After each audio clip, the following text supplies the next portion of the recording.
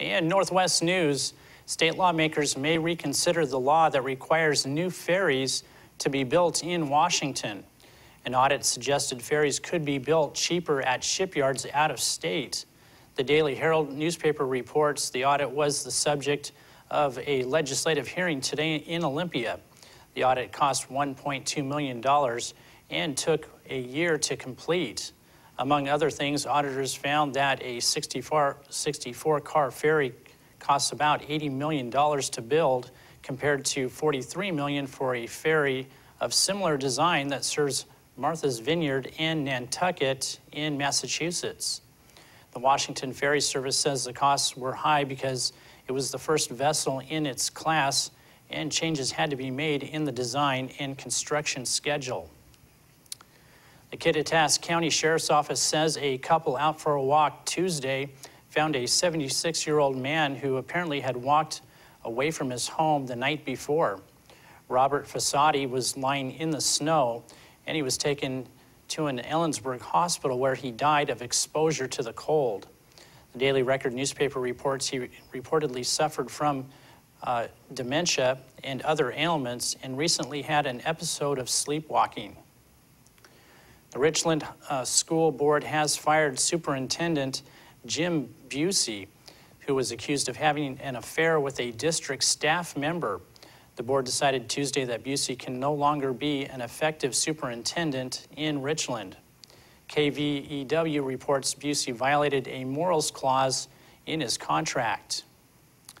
Do you remember when your grandparents talked about going to the poor farm? Well, as it turns out, they weren't kidding. The 99-acre site of the former Clark County Poor Farm has been added to the National Register of Historic Places. The Columbian newspaper reports that the property in Hazel Dell was recently also added to the Washington State Heritage Register. The county poor farm operated from as early as 1873 until 1943. State Historic Preservation Officer Allison Brooks says counties operated poor farms throughout the United States until the system was reorganized in the 1930s and then largely discontinued after the passage and implementation of Social Security legislation. State architectural historian Michael Hauser has said the Clark County Farm is the best example of poor farm systems in Washington State.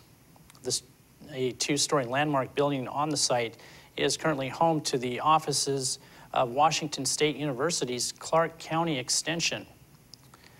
A GOP-led Washington State Senate committee was considering 5 bills today to save businesses money by changing workers' compensation rules. Proponents say the measure, which include making it easier for injured workers to take settlement agreements instead of litigating for more money, would make the system more cost-effective. Opponents countered that the savings would come at the expense of injured workers.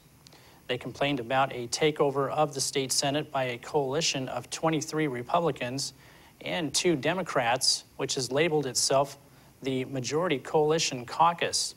They had brought the ideas to the Senate. The proposed changes to the workers' compensation system come in the wake of a raft of reforms passed in 2011 meant to rein in costs to a system that all parties agree was overburdened. The big city is going to get a little bigger. Developers say they'll break ground this fall on a 43-story office tower in downtown Seattle.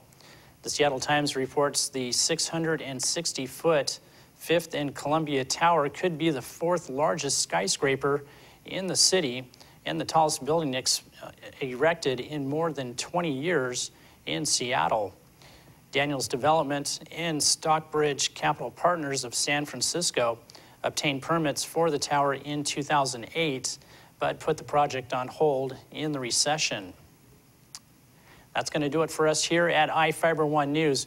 We want to thank you for watching, and we'll see you again tomorrow night.